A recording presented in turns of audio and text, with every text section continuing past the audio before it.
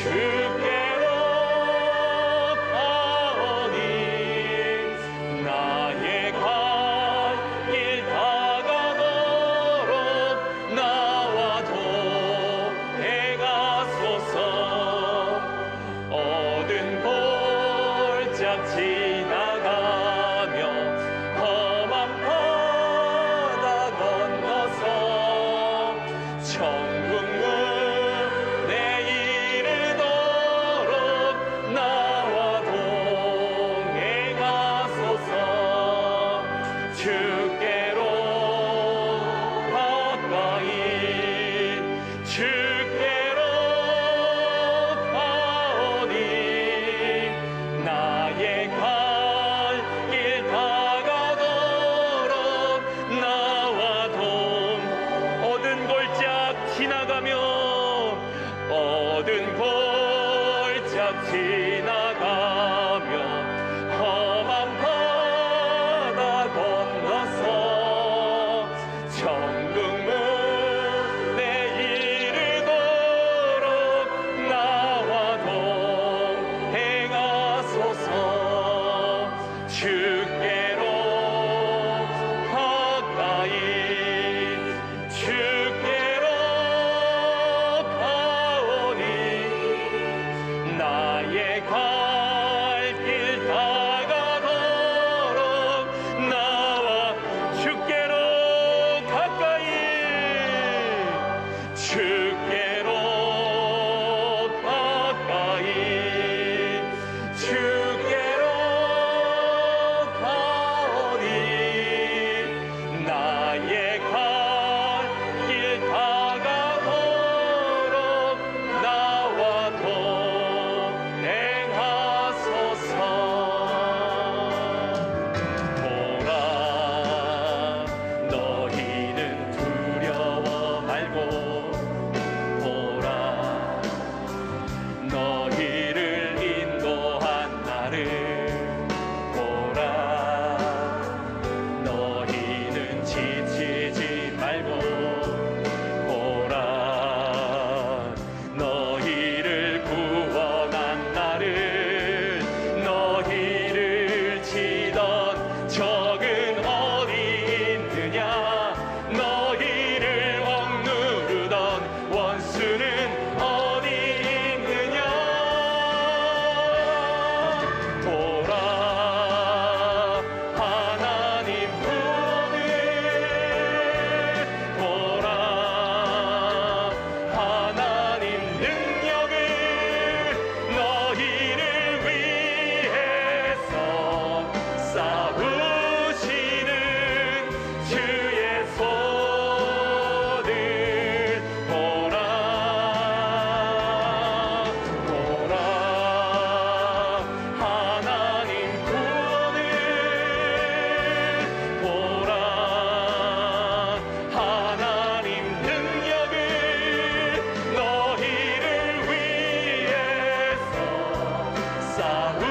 싸우시는 주의 손을 보라 너희는 보라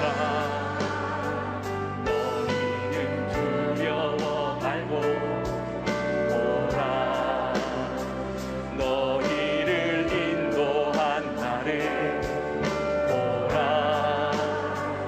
너희는 지치지 말고 보라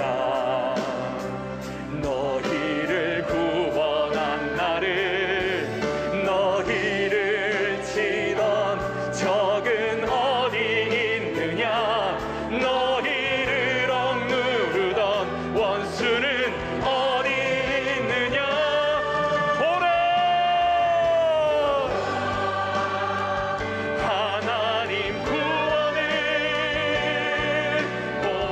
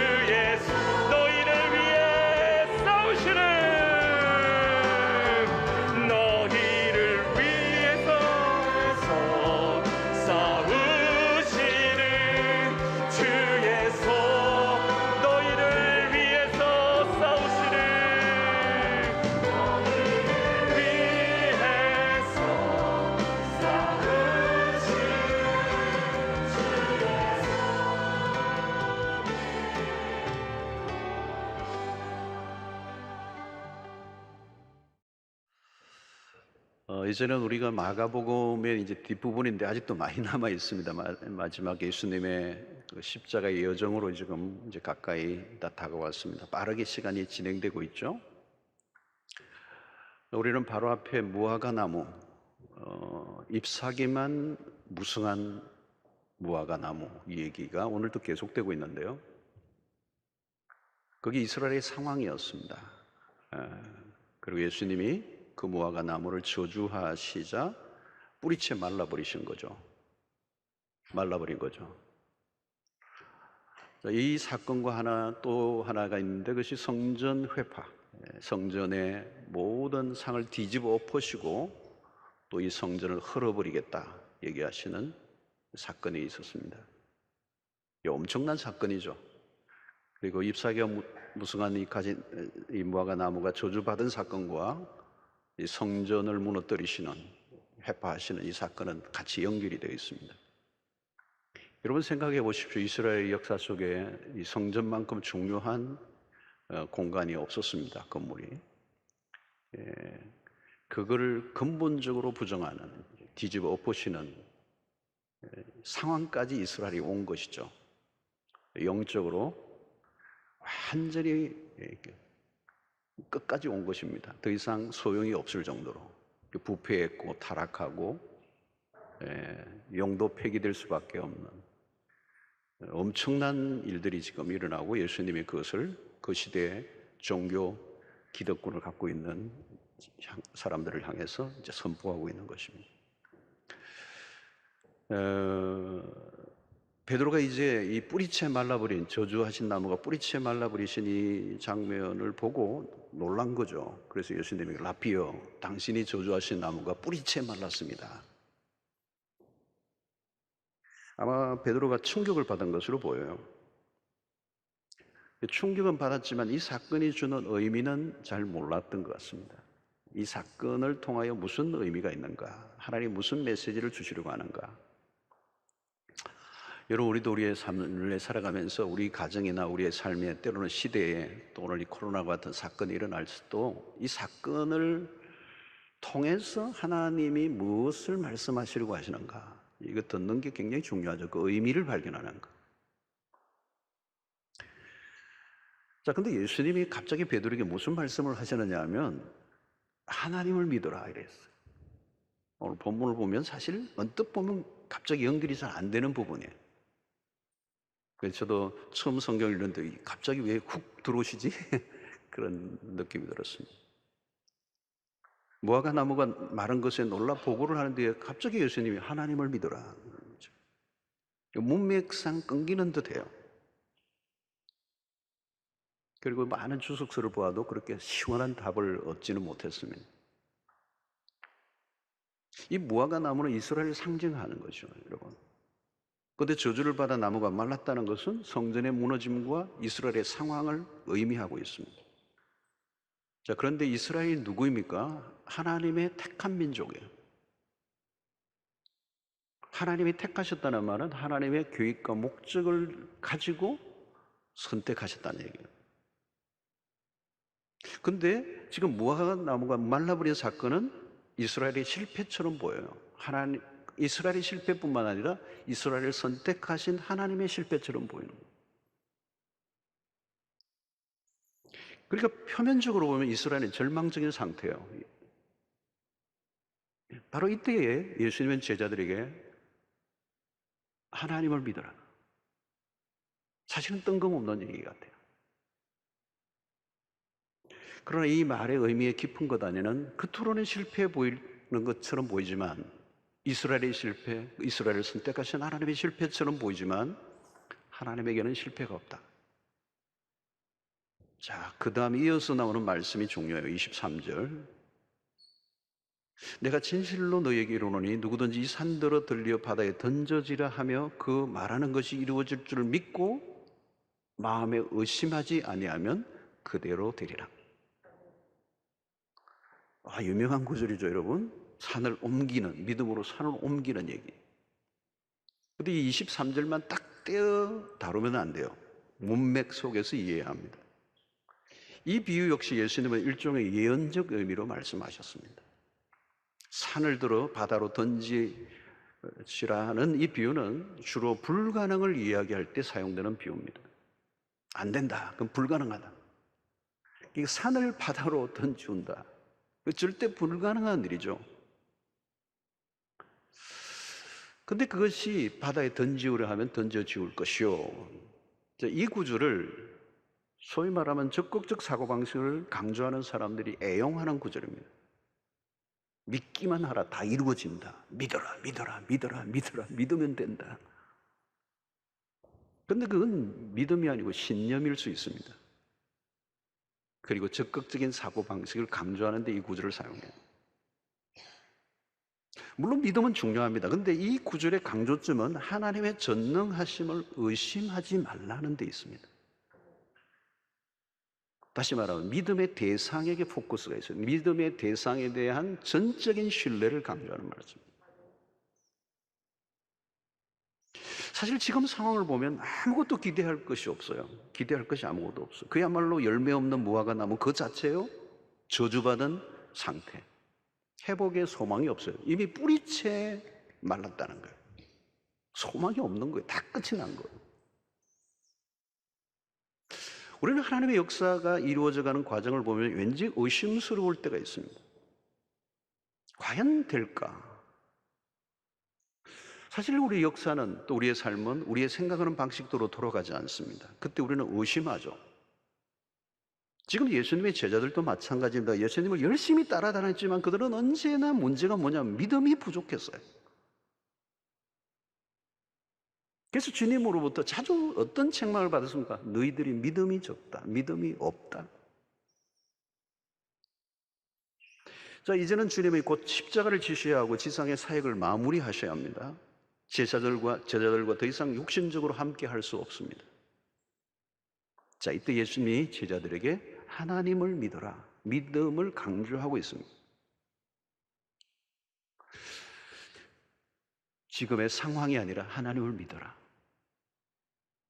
하나님은 우리가 상상하는 것 이상의 놀라운 반전을 일으키실 수 있음을 믿어라. 무화과 나무가 말라 없어져 버리는 모습도 유쾌한 장면이 아닙니다. 하나님의 뜻은 과연 이루어질 수 있을까? 앞으로 벌어질 일들을 보면 절망할 일들이 벌어져요. 사실은 예수님이 십자가에 매달려 죽으시는 거예요. 그토록 추종하고 따라다녔는데 그분이 십자가에 매달려 힘없이 형장의 이슬로 사라져버려요. 인간적 기대가 사라지고 실패로 여겨질 가능성이 높습니다. 사실 제자들은 십자가의 사건 앞에서도 믿음을 보이지 못했습니다. 그러나 하나님에게는 불가능이 없었습니다. 도무지 이루어질 수 없을 것 같은 일들이 이루어질 것이다. 예루살렘은 멸망을 당하고 눈으로 보이는 성전은 사라져버릴 것이다. 그러나 그것은 끝이 아니다. 하나님은 또 다른 일을 행하실 거다. 하나님을 믿어라. 하나님은 새로운 성전을 준비해 놓으셨어요. 예수 그리스도의 십자가와 부활 사건 이후 하늘로 승천하시고 난 다음 사도행전에서는 새로운 공동체가 일어납니다.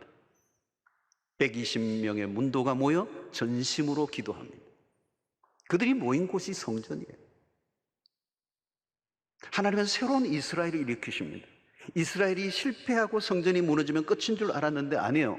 로마에 의해서 성전이 완전히 회파를 당하고 예루살렘은 함락을 당했지만 하나님의 계획은 실패하지 않으신다.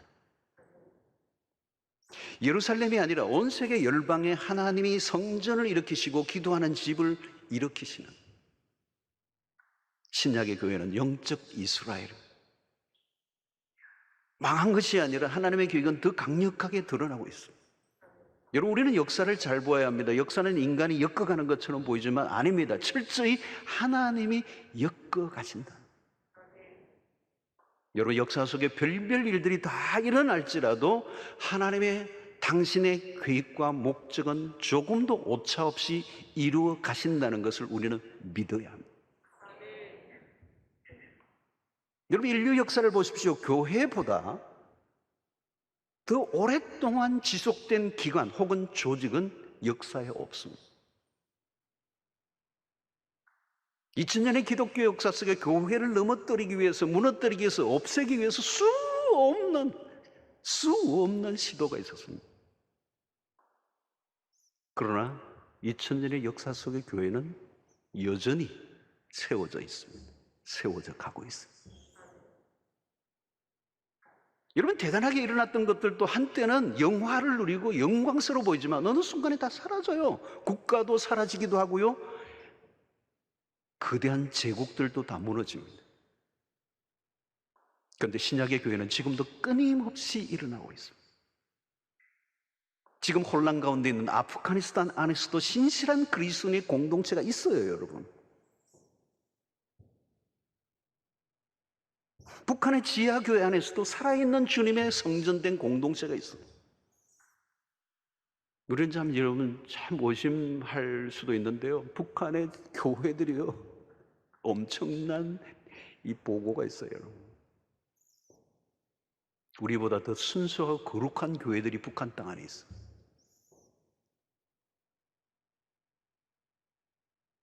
어떻게 보면 망할 것 같은데 안 망해요.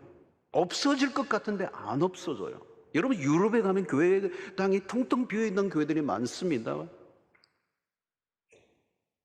다 끝난 것입니까? 아니에요. 곳곳에 신실한 교회들이 있습니다. 한쪽은 죽은 것 같은데 다른 곳에서는 또 일어나요. 하나님의 계획과 목적은 절대로 실패하지 않습니다. 하나님을 믿어라.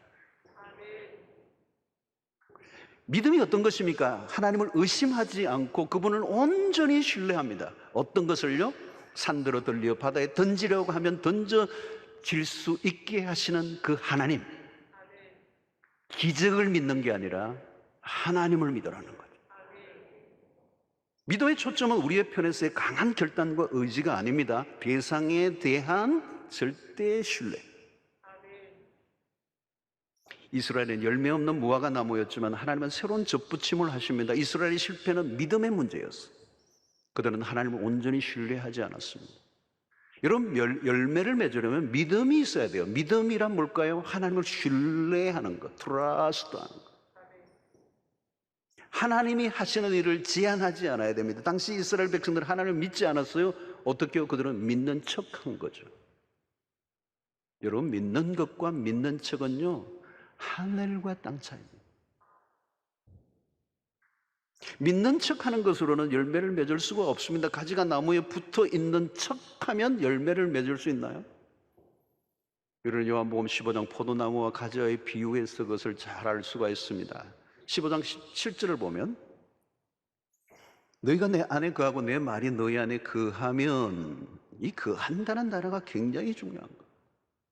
무엇이든지 원하는 대로 구하라 그리하면 이루리라. 자, 이 구절을 여러분들 보시면 우리는 뒷부분에 자꾸 줄을 거예요. 너희 안에 무엇이든지 원하는 대로 구하라 그리하면 이루리라. 아멘 아멘. 줄을 거길 거예요. 뒷부분에 감동을 받아요. 그러려면 초점은 앞에 있어요. 너희가 내 안에 거하고 내 말이 너희 안에 거하면. 믿음이란 뭘까요, 여러분? 거하는 것입니다. 너희가 내 안에 거하고, 이 거한다라고 는 말은 결속, 연합을 의미합니다. 주님과 함께하는 삶이 믿음입니다. 함께 하다 보니 열매가 맺히는 거예요. 무엇이든지 원하는 대로 구하면 이루어진다는 것은 너희가 내 안에 거하고 내 말이 너희 안에 거하면의 결과죠. 열매는 접붙여진 관계 안에서 일어난 결과입니다. 접붙여지는 것은 믿음에 의해서요. 믿음은 온전한 그리스도와의 연합을 이루게 하는 것입니다.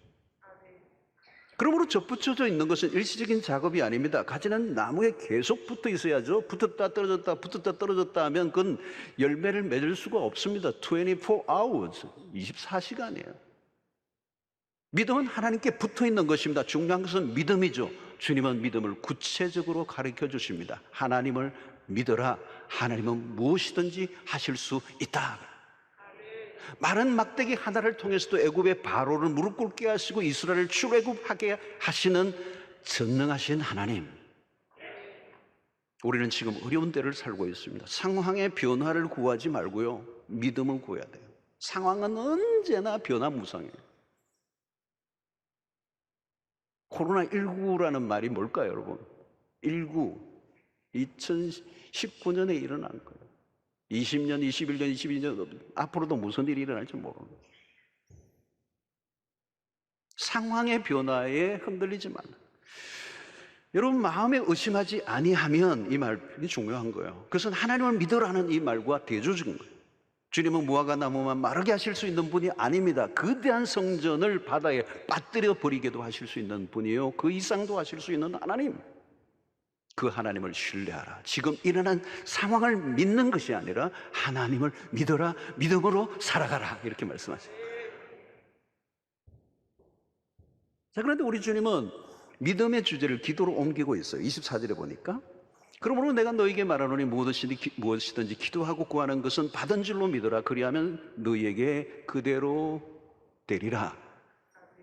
자, 주님은 제자들의 기도를 강조하십니다. 믿음은 기도를 통하여 확인됩니다. 기도는 믿음의 중요한 행위입니다. 무엇을 이루는 일에는 기도가 있습니다. 기도는 그냥 주술 행위가 아닙니다. 믿음의 가장 구체적인 행동이 기도입니다. 믿음의 기도는 하나님의 능력을 가져오게 합니다. 마가는 이미 앞에서도 자주 기도의 중요성을 강조했습니다. 열매 맺는 삶에는 기도가 따라야 합니다. 그 기도는 무의미한 행동이 아니라, 시간 낭비가 아니라 삶의 열매를 구체적으로 맺게 하는 행위가 기도를 통하여. 어떤 기도? 믿음의 기도. 그래서 하나님을 믿는다면 기도해야 돼요. 믿음과 기도는 함께 가는 것입니다. 기도를 통하여 믿음이 드러납니다. 기적은 기도를 통하여 일어나는 거예요. 믿음의 기도는 상황을 바꿔놓습니다. 자, 그런데 기도에 있어 또 하나 중요한 것을 마가는 우리에게 말씀하고 있어요. 그게 하나님의 뜻입니다. 믿음의 기도를 해야 되지만 믿음의 기도를 할지라도 그 믿음의 기도는 하나님의 뜻 안에서 구해야 합니다. 주님은 이 믿음의 기도에서 중요한 또 하나의 주제를 우리에게 가져와요. 그게 용서로 연결시키고 있습니다. 25절 보십시오. 서서 기도할 때 아무에게나 혐의가 있거든 용서하라. 그리하여야 하늘에 계신 너희 아버지께서도 너희 허물을 사하여 주시리라 하시니라. 왜 주님은 지금 용서의 주제를 또 들고 나오신 겁니까? 왜 갑자기 이 용서의 메시지도 뜬금이 없이 갑자기 나온 것 같아 보이는 문맥의 흐름상 약간 어색해 보여요. 왜 용서의 주제를 가지고 나오셨을까? 예수님이 성전에서 상을 뒤집어 엎으시고 성전이 허물어지는 것을 선포하시자 무슨 일이 일어났습니까? 사람들이 예수를 죽이려고 드는 세력들이 막 불어나고 있는 거예요. 생각해 보십시오. 그 당시에 이 성전이라고 하는 것은 이스라엘 백성들이 중심부에 있는 건데 이걸 흔들어 놓았으니 그 당시에 종교 지도자들이 가만히 두겠습니까? 벌떼처럼 달려들고 있습니다. 죽이려고. 사실 그 사건이 성전에서 그 상을 둘러엎으신 사건이 예수님의 십자가를 재촉하게 됐죠. 분위기가 얼마나 살벌해졌겠습니까? 얼마 있지 않으면 예수님은 불법적 재판에 넘겨져 십자가에 매달리셔야 합니다. 예수님은 적대자리의 고난을 당하시고 죽으시게 됩니다. 그런 상황 속에서 예수님은 용서의 메시지를 제자들에게 알려주시고 있습니다. 제자들에게 너희들 흥분하지 말고 앞으로 무슨 일이 일어나도 하나님의 백성됨의 모습을 잃어버리지 말라. 그 가르치신 것이 바로 용서예요. 왜? 하나님의 나라의 핵심적 가치는 용서이기 때문에. 주님은 십자가를 앞들고 제자들에게 용서를 강조하십니다. 주님은 폭력적인 세상 속에 전혀 다른 모습을 제자들에게 보이라고 말씀합니다. 주님은 십자가 상에서도 저들의 죄를 용서해달라고 기도하십니다. 여러분, 세상은 투쟁적입니다. 폭력적입니다. 목적을 이루기 위해서 수단과 방법을 어떤 것이든 동원하는 세상입니다. 어디를 가나 적대감으로 가득합니다. 세상이 움직이고 있는 그 안에는 보복의 원리가 기본입니다. 페이백 하는 거예요. 받은 대로 돌려주는 거예요.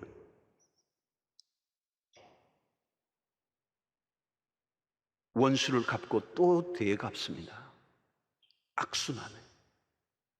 우리는 그리스도의 가르침과 보여주신 본을 따라가야 합니다. 제자들은 새로운 공동체 안으로 들어왔습니다. 새로운 공동체의 특징은 용서입니다. 세상과 전혀 다른 모습이죠. 주님은 십자가의 원리를 가르쳐 주십니다. 십자가는 인류에게 용서가 무엇인가를 확실하게 가르쳐 주신 사건입니다. 여러분, 용서는 가볍게 다룰 주제가 아니라는 걸 우리가 잘 알고 있습니다. 그러나 여러분, 용서가 없는 곳은 금방 전쟁터로 변합니다. 물고 뜯고 비극으로 몰고 갑니다. 인류 역사에 나타난 모든 비극과 불행의 한가운데는 보복이 있습니다. 여러분, 용서는 기도와 깊은 연결이 되어 있습니다. 용서는 하나님의 뜻입니다. 기도에서 중요한 것은 하나님의 뜻이죠. 하나님의 뜻을 계속 물어야 합니다. 아차하는 순간 우리의 기도는 이기적으로 기울게 됩니다. 우리는 자신의 이기적 목적을 성취하기 위한 수단으로 기도를 사용할 때가 있습니다. 만약 나의 억울함을 풀기 위해 기도한다면 세상이 어떻게 되겠습니까? 발이 부러진 사람 많겠죠. 우리는 악을 악으로 갚으려고 할 때가 많습니다. 악을 악으로 대하면 답이 없어요. 하나님의 일하시는 방식은 전혀 다른 것입니다. 요셉이 그렇게 실천했습니다. 자기를 학대하고 죽이려 했고 인신매매해버린 형제들에 대해서 원한을 품고 살았다면 그가 총리가 되고 난 다음 형들에게 자신이 당한 것을 돌려줬을 거예요. 그러나 요셉은 형들은 나를 해하려 했으나 하나님은 그것을 선으로 바꾸셨습니다. 그는 악을 악으로 갚지 않았습니다. 그는 하나님의 성품을 발견했습니다. 하나님은 악을 선으로 바꾸어 하나님의 뜻을 이루어 가셨습니다. 우리는 계속 용서하고 용서받는 일상을 살아야 합니다. 그래야 하나님의 뜻을 따라 살 수 있고 하나님의 목적을 이루는 데 쓰임받는 도구가 될 수가 있습니다. 여러분, 용서는 저절로 되는 일이 아니죠. 어쩌면 가장 힘든 일 중에 힘든 일이 용서일 거예요. 우리의 힘으로 안 돼요. 본성적으로 보복하는 게 쉬워요. 여러분, 왜 사람들이 무협지를 많이 읽습니까? 원수를 갚는 장면들 속에서 일종의 대리만족을 해요. 여러분, 기도와 용서는 뗄래야 뗄 수 없는 관계입니다. 용서는 하나님의 뜻이에요. 하나님의 뜻을 따라 기도할 때 그 기도는 능력이 나타나요. 주기도문에서도 우리가 우리에게 죄 지은 자를 사하여 준 것 같이 우리 죄를 사하여 주시옵고, 그 말은 기도하는 사람은 곧 용서하는 사람이어야 된다. 내 죄의 용서를 구하는 사람이라면 나도 다른 사람의 죄를 용서해 주었음을 먼저 고백할 수 있어야 합니다. 누군가를 용서하지 않은 마음으로 기도한다면 온전한 기도가 될 수 없습니다. 기도가 안 돼요. 기도가 막혀버리는 거죠. 왜? 하나님의 뜻이 아니니까. 이런 용서는 하나님의 중요한 성품입니다. 하나님 우리를 용서해 주셨습니다. 우리의 죄를 용서해 주시기 위해서 엄청난 대가를 지불하셨습니다. 복음의 한가운데 용서가 있어요. 복음을 경험한 사람은 하나님의 용서를 알게 되었습니다. 세상에서 본 적이 없는 하나님의 사랑, 그 하나님의 사랑 안에는 용서가 있는 거죠.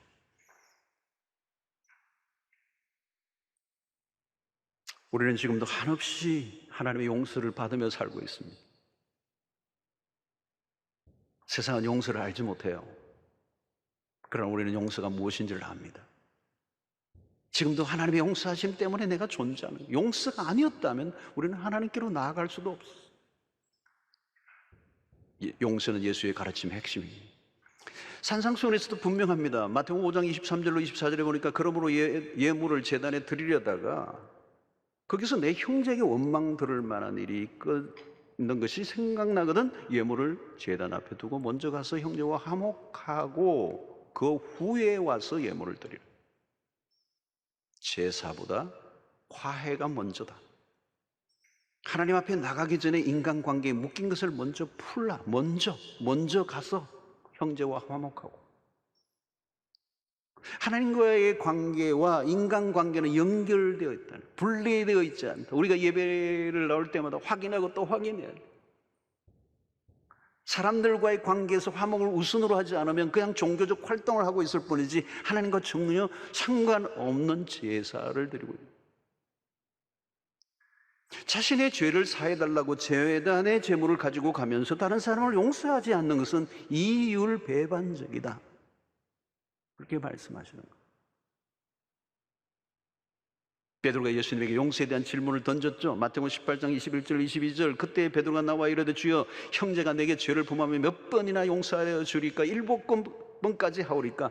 예수께서 이르시되 내게 이르노니 7번뿐만 아니라 70번을 70번까지라도 할지니라. 베드로는 7번만 하면 크게 칭찬받을 줄 알았는데 7번을 70번 하니까 기절할 것 같았어요. 횟수가 아니라 성품의 문제. 지금 아프가니스탄에서 일어난 일들도 마찬가지입니다. 곳곳에 적대적인 분위기가 고조되고 있습니다. 화약고가 지금 지구촌에 늘어나고 있어요. 분쟁 지역이 한두 곳이 아니에요. 멀리 보지 않아도 우리의 사회 안에, 우리의 가정 안에. 여러분, 용서가 없는 것은 어쩔 수 없이 폭력적인 세상이 될 수밖에 없습니다. 비극적인 사건들은 모두 쌓인 분노를 해결하지 못할 때 일어난 것입니다. 자기를 용서하지 못하면 그 자기 정오가 자살로 가고요. 남들에 대한 미움과 정오는 살인, 폭력, 살인으로 가는 거예요. 모두 용서의 문제예요. 우리는 용서를 알지 못하면 사랑을 이해할 수 없습니다. 사랑이 빠진 인생은 공허하죠. 용서가 있는 곳에 사랑이 있는 것입니다. 그래서 용서가 커져갈수록 사랑이 커져가는 것입니다. 용서를 통해 원수 간의 화해가 일어나고 관계가 회복됩니다. 용서가 없는 곳은 끊임없는 정죄, 끊임없는 비난. 어떻게 될까요, 여러분? 틀림없이 그곳은 지옥이 됩니다. 주님은 병자를 낫게 하실 때도 먼저 내 죄 사함을 받았다고 선포하십니다. 병 낫는 것보다 용서가 더 먼저예요. 육체적인 질병이 나아도 죄의 용서를 받지 못하면 그건 진정한 치유가 될 수 없습니다. 용서의 문제는 믿음 생활과 기도 생활과 우리의 삶의 전 영역에 직접적으로 영향을 미치는. 여러분, 기도의 영은 용서의 영을 가지고 나아가야 합니다. 하나님은 용서의 하나님이시기 때문에 용서의 영이 없으면 기도가 앞으로 나가질 않아요. 하나님과의 관계가 막혀 있으면 그 기도는 나갈 수도 없고 응답될 수도 없습니다.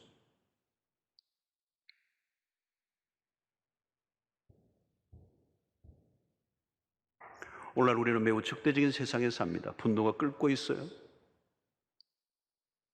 요즘 코로나 상황이 더 심해진 것 같습니다. 코로나 블루라는 얘기가 이제는 레드라는 단어를 써요. 레드. 그거 뭐죠, 여러분? 분노가 쉽게 폭발해버려요. 사람들을 보면요, 전투 모드에 전투 모드. 갑옷을 입고 있는 것 같아요. 화살을 들고 있는 것. 쉽게 극단적인 행동을 합니다. 사람들의 마음이 갈수록 좁아지고 있는 거예요. 소통이 잘 안 돼요. 잦은 분노가 곳곳에 사고를 일으키고 있습니다. 코로나 팬데믹 상황이 길어지면서 사람들이 신경이 예민해져 있고 자칫하면 관계가 쉽게 꼬여버려요. 성도 여러분, 모든 일에 일일이 맞대응해 보세요. 내가 죽어요. 그러면 우리는 하루도 하나님 백성답게 살 수 없습니다. 세상에서 우리가 늘 보아오고 있는 불행한 일들은 용서의 문제를 처리하지 못한 결과입니다. 정신병에 입원해 있는 사람들을 만나보십시오. 정신적인 어려움을 겪는 요인 중에 가장 핵심 안에 하나가 뭐예요? 용서가 해결되지 않은 거예요.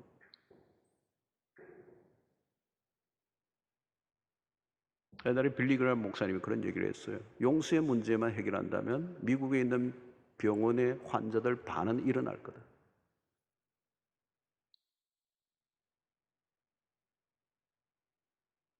용서의 문제는 매우 예민하고 난 주제고 까다롭습니다. 잘못 따르면 더 악화될 때가 많아요. 여러분, 누가 용서를 할 수 있을까요? 여기도 믿음이 필요합니다. 하나님을 신뢰해야 돼요. 하나님의 모든 것의 주관자이심을 인정해야 합니다.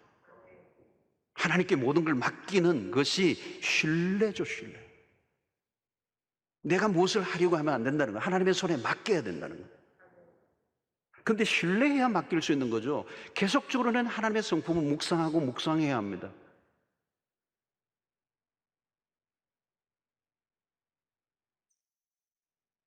우리가 세상 속에서 신자는 다른 모습을 보여야 되죠. 신자는 그칠면 안 돼요, 여러분. 공격적이고 폭력적이면 안 돼요. 누군가를 겨누는 화살을 내려놓아요.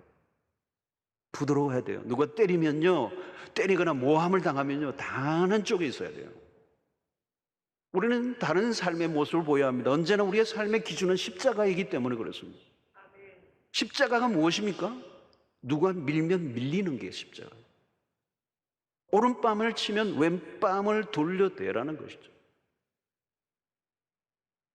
내가 내 인생을 다 책임지려고 하지 말라는 거예요. 내가 내 힘으로 해결하려고 하면 순간 삶은 진흙탕 안으로 들어가요. 많은 경우는 해결이 아니라 더 복잡하게 됩니다. 십자가의 길이란 하나님의 손에 맡기는 것입니다. 억울한 일을 당했다고 자기가 해결하려고 하지 마십시오. 세상이 악할수록 하나님의 은혜를 더 구해야지 내 힘을 더 길러서 원수를 갚겠다고 하면 인생은 계속해서 꼬일 수밖에 없습니다. 십자가는 내 힘을 길러 이기는 방식을 포기하라는 것입니다. 여러분, 십자가와 멀어지면 안 됩니다. 십자가로부터 멀어지면 답이 없어요. 미궁에 빠지는 겁니다. 시간이 흐를수록 우리 자신을 확인해야 되는 것은 나는 더 십자가로 가까이 가고 있는가? 내 삶에 십자가가 있는가? 내 삶의 중심의 원리가 십자가인가?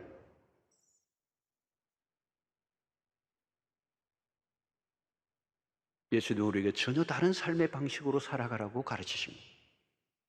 그게 용서의 삶입니다. 우리가 이 세상을 이기는 길은 십자가 외에 다른 길이 없습니다. 주님은 이제 십자가를 앞두고 그 길을 제자들에게 당부하고 계십니다. 너희들은 하나님의 나라를 위하여 부름을 받았다. 세상의 방식을 포기해라. 하나님의 나라는 샬롬의 나라예요. 그 나라에 필요한 사람들은 화평케 하는 자들이에요. 점점 더 악해져가는 세상 속에서 악은 악으로가 아니라 악을 선으로, 아니 악은 모양이라도 부리라 하신 말씀을 따라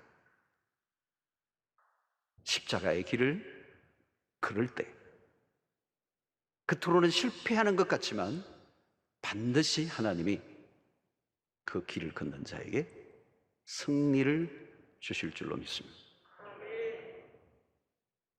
여러분, 중요한 것은 하나님이 이 게임들을 하고 나면 심판이 누구의 손을 탁 들어주느냐예요. 우리의 인생도 마찬가지. 결국은 하나님이 우리의 손을 들어주셔야 이기는 것입니다. 하나님이 손을 들어주시면 되는 거예요. 누구에게? 당신의 뜻을 쫓아. 그 뜻의 중심은 무엇입니까? 십자가예요. 그 십자가는 용서를 선택하라. 용서의 길을 걸어라. 그때 하나님의 뜻이 우리를 통하여 이루어지며 하나님의 나라가 우리를 통하여 확장될 줄로 믿습니다. 성도 여러분, 정말 요즘 어렵죠. 상황을 보지 말고, 상황을 보고 절망하지 말고, 그야말로 뿌리채 말라버린 무화과 나무, 이제 끝인 것 같았지만 예수님은 제자들에게 하나님을 믿어라. 죽은 것 같은 곳에 그루터기가 남아있어 새싹을 일으키시고 이전과 상상할 수 없는 열매를 맺어가시는 그런 놀라우신 전능하신 하나님이 우리의 하나님이십니다. 언제든지 반전을 일으키시는 하나님이 우리의 하나님이십니다. 그분은 전능하신 하나님이십니다. 그 하나님을 믿으시기를 바라고, 믿음으로 기도할 때 무엇보다 하나님의 뜻에 합당한 기도,